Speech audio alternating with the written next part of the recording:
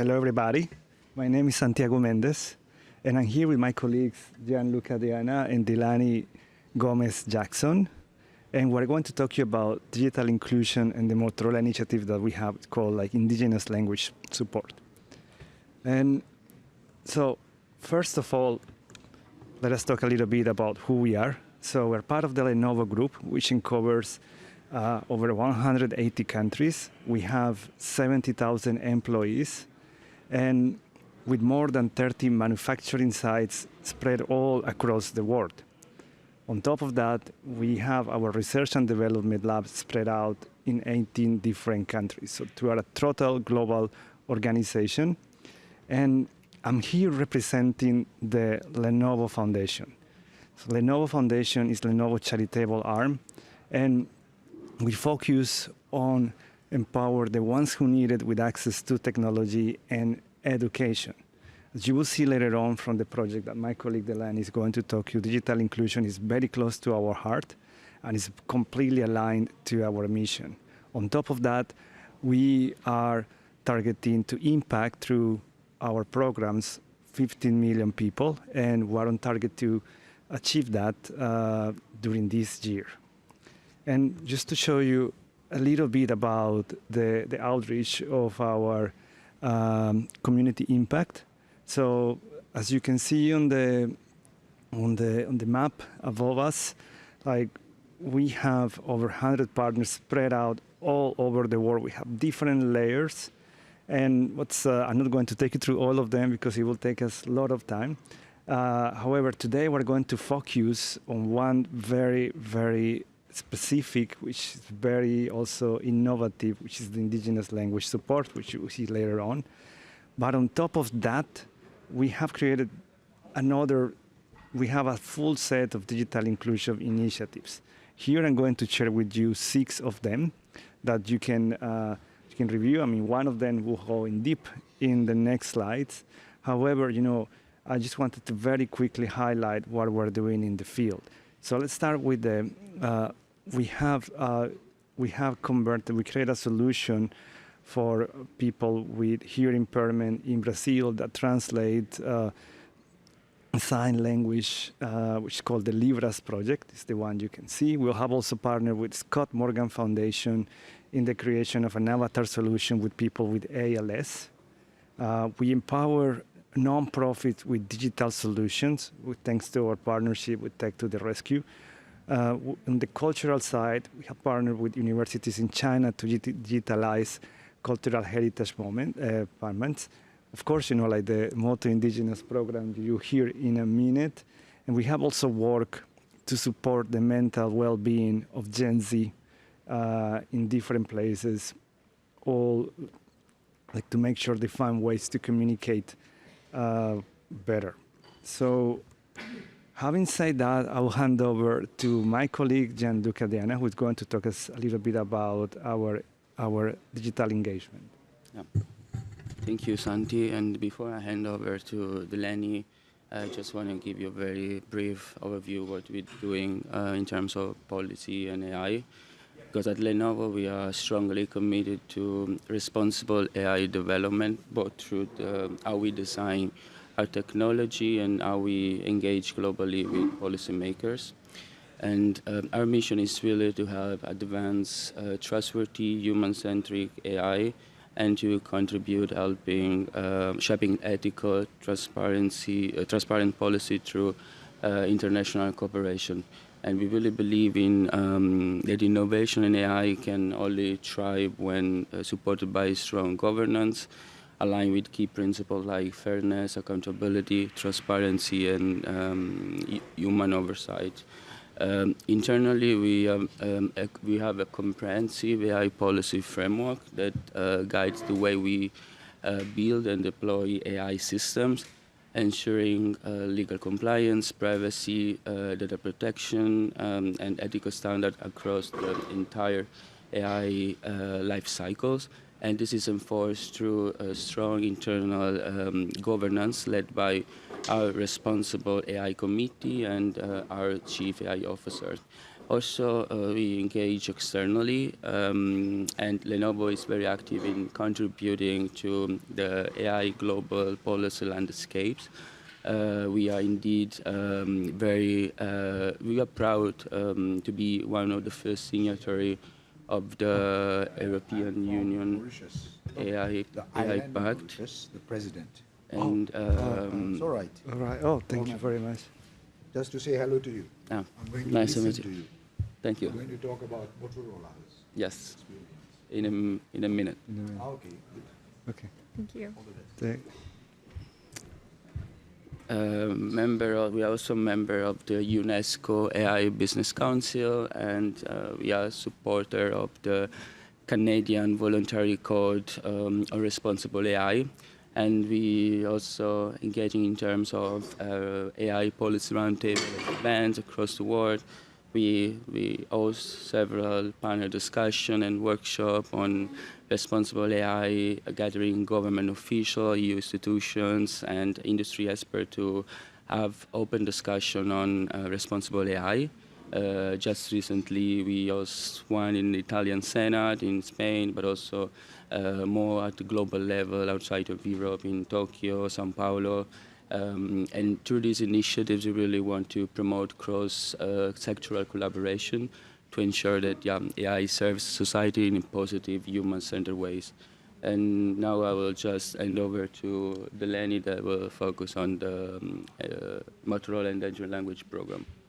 Great. Thank you, Gianluca. Today I'll be introducing Lenovo Foundation and Motorola's Digital Inclusion of Endangered Indigenous Languages initiative. Motorola and Lenovo Foundation's Digital Inclusion Initiative has the main goal of serving communities through raising awareness of endangered indigenous languages. The Digital Inclusion Initiative also aims to address the needs of indigenous people through easier access to technology, as well as bring action toward the revitalization of endangered languages. Finally, it aims to help empower future generations of indigenous communities to use technology in their native language.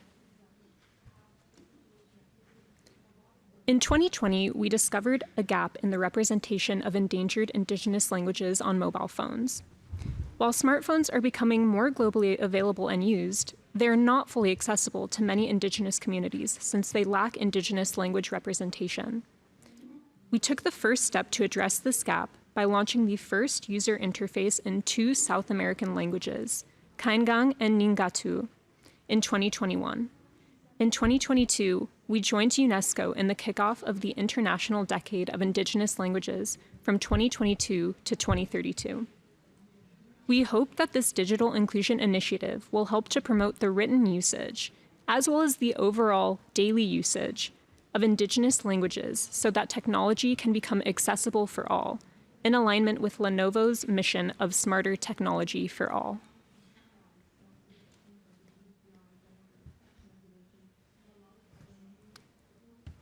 The Digital Inclusion Initiative aims to bring awareness to the language revitalization cause. Approximately 40% of the 6,700 languages that are currently spoken are in danger of becoming extinct. UNESCO estimates that 1 indigenous language is lost every 2 weeks, meaning that by the end of the century, almost 3,000 languages will no longer be in use. In addition to this, oftentimes indigenous languages are not well supported by governments and therefore do not have many educational or media programs centered around them. It is important to highlight the revitalization of endangered indigenous languages, as language is an important part of culture. Consider the histories, stories, and traditions which are shared through such languages. By joining in this language revitalization effort, languages and cultures can be uplifted and preserved. The criteria for selecting languages for a digital inclusion initiative is based on 4 main pillars. First is the classification regarding how endangered a language is, based on factors such as intergenerational transfer. The UNESCO language endangerment classifications have 5 levels, excluding a non-endangered status, which are vulnerable or endangered, definitely endangered, severely endangered, critically endangered, and extinct. We also assess the language's digital inclusion status. For example, whether the language has received support from Unicode or Gboard. Community input and feeling regarding the digitization of a language is paramount to the success of the initiative. We understand the importance of respecting Indigenous languages and cultures, and the fact that not every community wants their language digitized the same way, if at all. We must respect all decisions and not push our goals ahead of their needs. Finally, we assess the availability of subject matter experts to guide the project in the direction of the community's needs. Subject matter experts, such as professors or scholars, are also often the bridge which helps connect us to these Indigenous communities. Over the past 5 years, we have collaborated with subject matter experts, scholars, community leaders, and community members across the world to include Indigenous languages onto our smartphones. In 2021, we collaborated with Ngatu and Kaingang speaking communities to localize these languages into the user interface of our smartphones. Ngatu, considered to be severely endangered by UNESCO's classification system, is spoken by Indigenous communities in the Amazon regions of Brazil, Colombia, and Venezuela. Kaingang, a definitely endangered language, is spoken in southern Brazil. Likewise, in 2022, we became the first phone manufacturer to fully support Cherokee, spoken in the United States, on the user interface of our smartphones. Cherokee is considered to be endangered by UNESCO. In 2023, we localized Kongri, spoken in northern India, onto our mobile phones. Additionally, we collaborated with the Kalinga Institute of Social Sciences to create a writing system that was then made into a smartphone keyboard for the Kuvi language, spoken in eastern India. For the first time, the Kuvi community could type in their native language on their smartphones. In 2024, we localized Maori, spoken in New Zealand, as well as Latin, spoken in Italy, onto our phones. And last week, we launched our newest addition to the Digital Inclusion Initiative, a Zapotec keyboard supporting 5 script layouts. I'll now speak on some details of our localization and keyboard creation processes for 2 particular communities.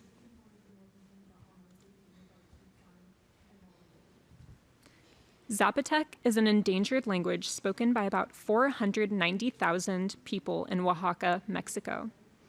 There are more than 50 Zapotec languages, some of which are mutually intelligible with one another. This means that sometimes speakers of different Zapotec languages can understand each other. UNESCO categorizes the Zapotec languages as definitely endangered, since younger generations are becoming increasingly monolingual in Spanish. Zapotec languages can be divided into 4 main groups: Northern Zapotec, Southern Zapotec, Isthmus Zapotec, and Valley Zapotec. The focus of this project was Valley Zapotec, because our SME for this phase of the initiative is connected with this region. For this phase of the initiative, we worked with Professor Ambrosio Gutierrez Lorenzo, Professor of Linguistics at the University of Colorado Boulder, and he is also a native speaker of Teotitlan Zapotec, spoken in the Central Valley of Oaxaca. Through this project, he helped us understand the landscape of the Zapotec languages, as well as connect us to the 5 communities that were involved in this phase. And these 5 communities were San Pablo Guila, Teotitlan del Valle, Santa Inés Yatseche, San Bartolomé Cuilana, and San Miguel del Valle.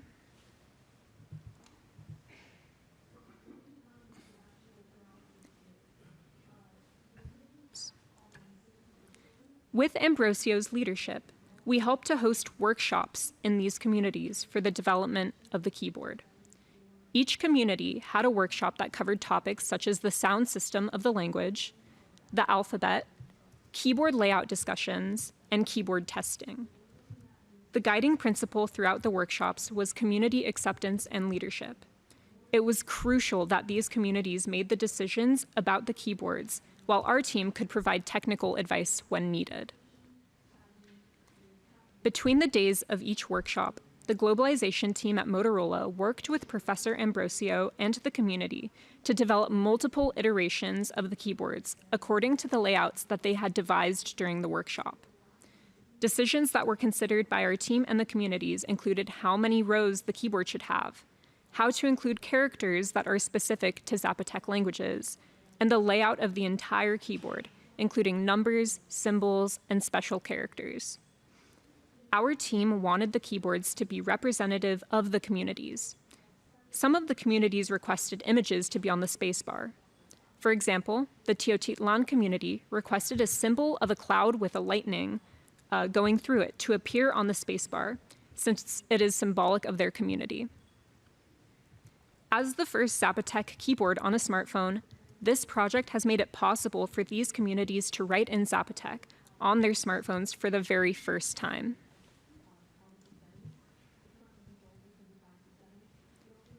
In Oaxaca City, we hosted a large workshop in which participants from all 5 communities were invited to discuss the project at large. Members of the different communities were able to see each other's work, and discussions were had about the importance of language revitalization for the Zapotec community. Overall, community feedback was positive. People remarked that the keyboard was important for the revitalization of the language, as well as very practical for daily use. And now I'll talk about one of our localization projects for the Ladin language. Ladin is categorized as definitely endangered and is spoken by about 32,000 people in the Dolomite region of Italy. It is an autochthonous language, meaning that it is native to the region. Since it is a minority language that does not have a kin state or an associated political entity supporting it, the impact of this project is powerful and highlights the importance of helping to promote minority languages. While Latin is taught in schools in some areas, there are not many protective measures for the language in other areas. In these areas, Latin is not used in administrative scenarios, nor in the media, nor at public events, and nor in education. With the increase in globalization in the Dolomite region, it is important to ensure that a minority language such as Latin is preserved. Thus, our team collaborated with Professor Paul Vidasat, who is a professor of Romance philology at the Free University of Bolzano, as well as a team of Latin translators to localize over 200,000 words that now appear in the user interface of our smartphones when a user selects Latin as the device language. To make important decisions towards the digitization of the language, Professor Paul Vidasat had several meetings among translators and representatives of 3 Latin cultural institutes, Badia, FASA, and FODOM. In some cases, and even in an entire domain of a language, Latin had never been used before. For example, the terminology related to the use of different functions of the camera. One case was the term bokeh effect, and this was crafted by Latin translators and linguists who created a word in Latin which roughly translates to the equivalent of an effect with undefined contours. Another difficult aspect of an initiative like this was the choice on which of the written dialects to use. There's essentially one Latin dialect per valley, but the team decided to use the variety of Val Badia, which is the most widely spoken and used. However, the team made a concerted effort to use words and forms that are as comprehensible as possible throughout the entire Latin territory.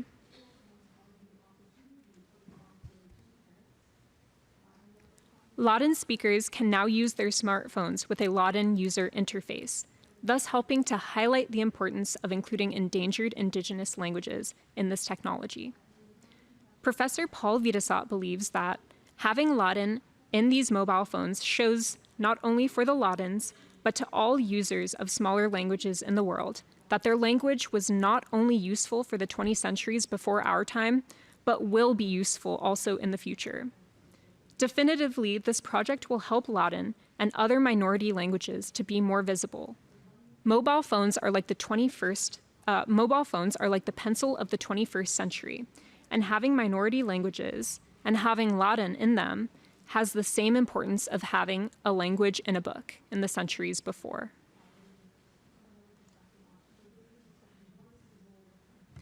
As leaders of technology, Lenovo Foundation and Motorola recognize our responsibility to positively influence society through environmental and social governance.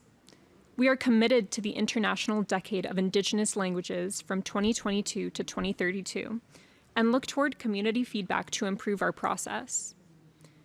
We also value sharing our process with the public so that others can join the language revitalization and digitization causes. Through this digital inclusion initiative and the communities that we have collaborated with, we have translated and open-sourced over 1 million words that are available at Motorola.com so that they can be downloaded by educators, researchers, and industry experts aiming to promote the revitalization of endangered Indigenous and minority languages. With the core tenets of passionate employee experts, a commitment to respect for diverse and underrepresented cultures, commitment to quality through collaboration of scholars and institutions, and a vision for an impact broader than Motorola devices, the Digital Inclusion of Indigenous Languages initiative will continue. We'll now take questions for our Q&A session.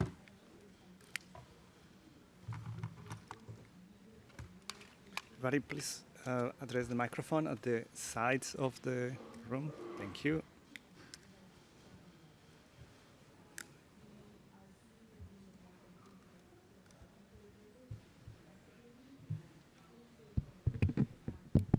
Hello, everyone. Good morning. I hope I'm audible enough. Hello.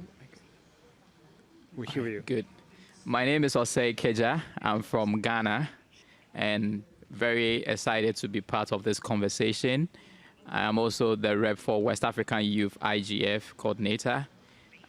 This particular topic is of very great interest because in my country, Ghana, there are two dialects which are only one dialect which two people only speak is going extinct by a BBC report last year. And I didn't see much of work being done in Africa, and maybe more on that will help. Beyond interface translation, I would like to know how the Motorola intend to address the deeper challenges when it comes to ensuring that digitized languages evolve and remain culturally relevant. So and also about co-creation with local communities. If you can just provide clarity on that, I'm very grateful. Thank you very much. Thank you. Danny, would you like to take that one? I can take that one, sure. You can take the first part. I can add something at the... Sure. So as you know, we have done localization and keyboard projects. And if I understand your question correctly, it's how can we expand beyond that, beyond the digitization, to really impact communities. And what I can say on that is when we look to initiate new phases of the project, we make sure that we work very closely with the community to ensure that something like localization or keyboard creation is part of their needs. As I mentioned before, community acceptance and feedback is one of our primary parameters for when we decide to include and work with a community into our phones. And so when it comes to other sorts of initiatives that expand beyond localization and keyboard projects, we really want to collaborate with the community to ensure that another sort of project fits that. So it really is a case-by-case basis, depending on what the community wants and how they feel that their language can best be preserved and represented.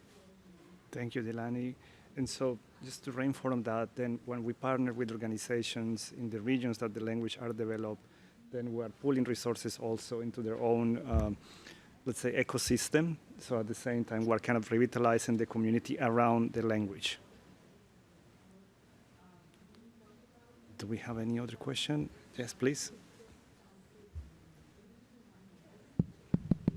Can you hear me? Yes. Okay, hello everybody. My name is Yao Sosu. I'm from Benin. I represent the Youth IGF Benin. Thank you for your presentation. I just have one quick run. I was a bit late, so I didn't follow all the slides you presented.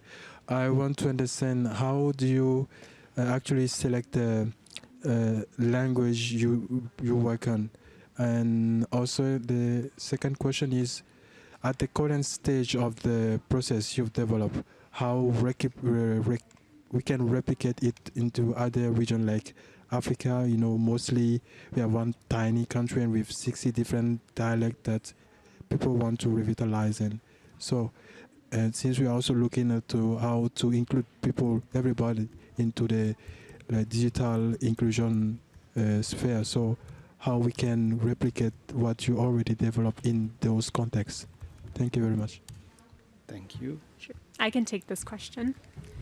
I have put back onto the slides our parameters for language selection.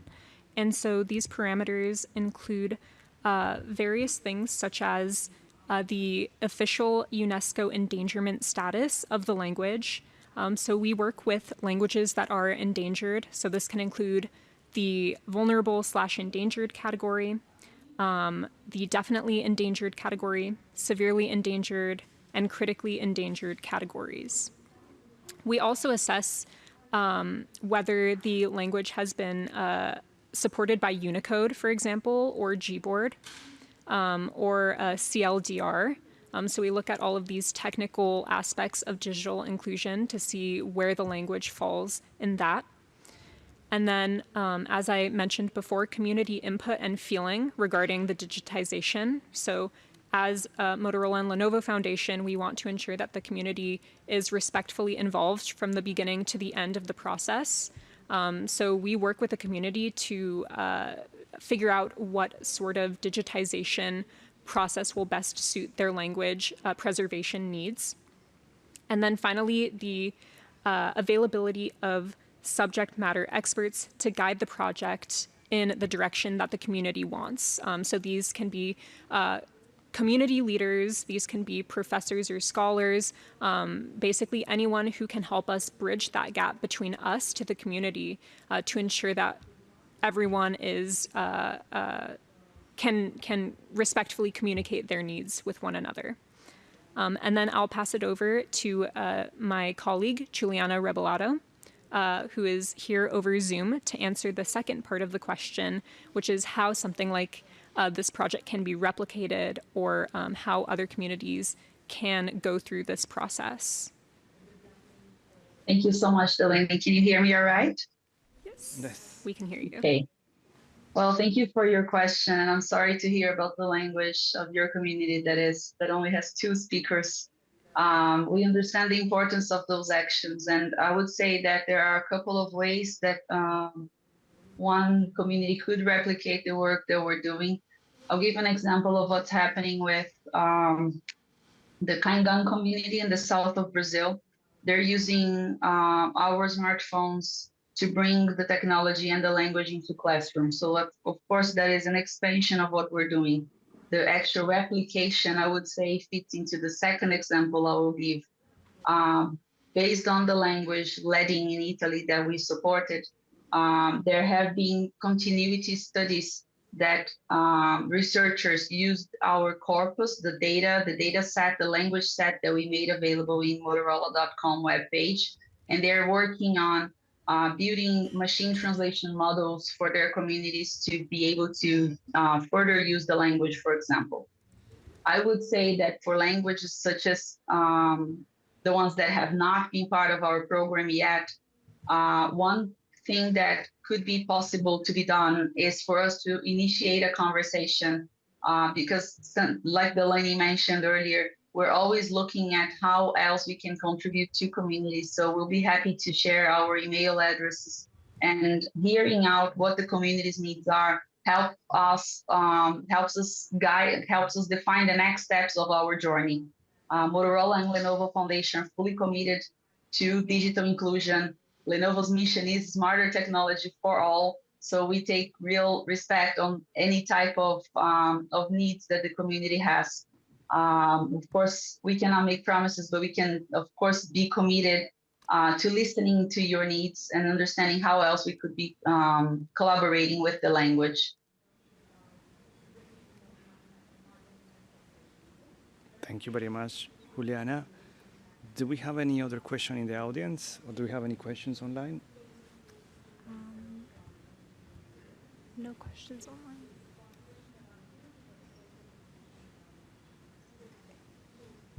Anyone else?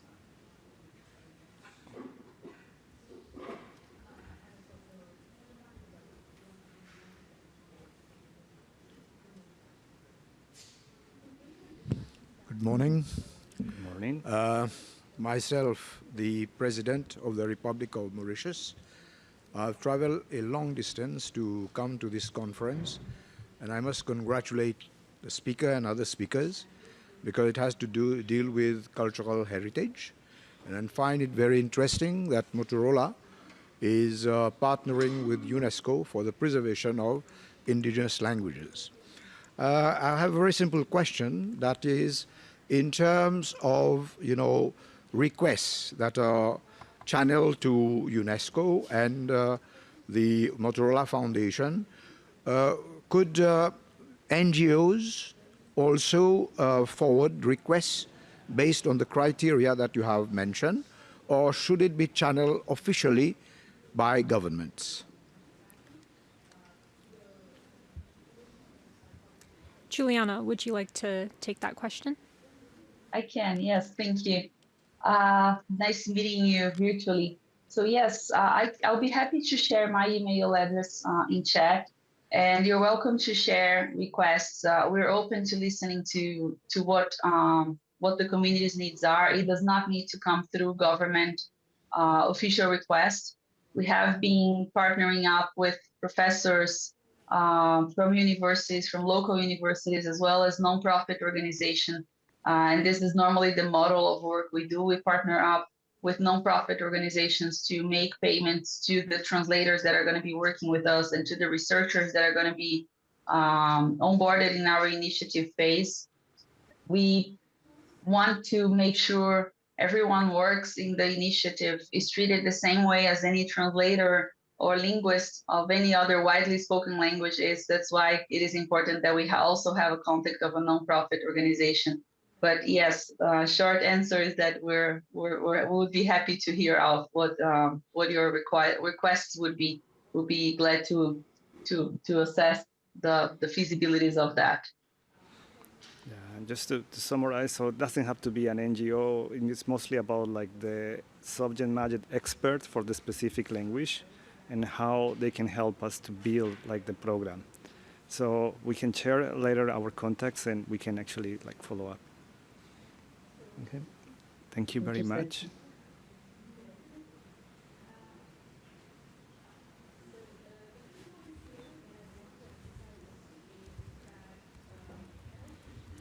Do we have something online? Just a request to share email addresses. Oh.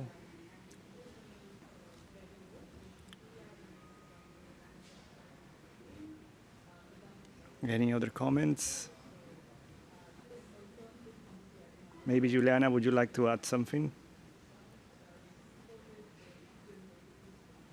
Yeah, I think one piece of information that is always helpful adding here is one curiosity that normally comes to us. A question is how this program initiated and what motivated Motorola and Lenovo Foundation to look into languages that are normally not seen in technology.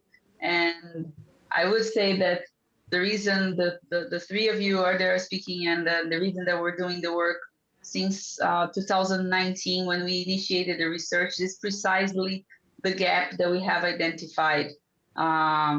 We identified that that endangered indigenous languages are not fully well represented and certainly not represented well enough in technology, and we hope this speech and this initiative that we have been delivering to the globe will inspire others, will inspire other companies, other groups to look into minority languages and to, talk to the community and hear out what they have to say, what is important for them. We truly believe that small steps, like the creation of a keyboard, can change lives, and we hope this will trigger others to follow our paths. And just a little bit, like, would you mind to share any roadmap? You know, we don't have to formalize, but there is anything we could share with the audience about like future languages, because there's still few years to come. Yes, we normally do not fully cover Steve roadmap. Like I answered two questions before. We're always looking out to the current community needs, and the actual goals that we have are aligned with the community needs first and most important of all. What I can say, Santi, is that we have been at UNESCO's kickoff event for the International Decade of Indigenous Languages. And that was in 2022. The decade is declared from 2022 to 2032. So although there's no defined cadence for us to announce new languages, we are fully committed to the UNESCO Decade. And we're going to be constantly looking at what else could be done, what other languages in the globe could be part of our initiative, so that we announce them, and we work closely with expert matters, expert matters, the community, translators, professors, leaders of the community, and government parties to make sure that we are onboarding more. So there's no predefined roadmap, but there's certainly one that we're very excited to keep on working on, and we are committed up until the end of the UNESCO's International Indigenous Languages. Thank you, Juliana. I think then we are good to go. Any last question for the audience before we finish?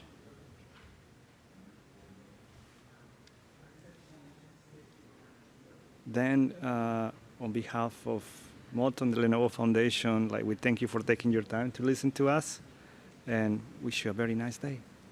Thank you, everyone. Thank you. Thank you.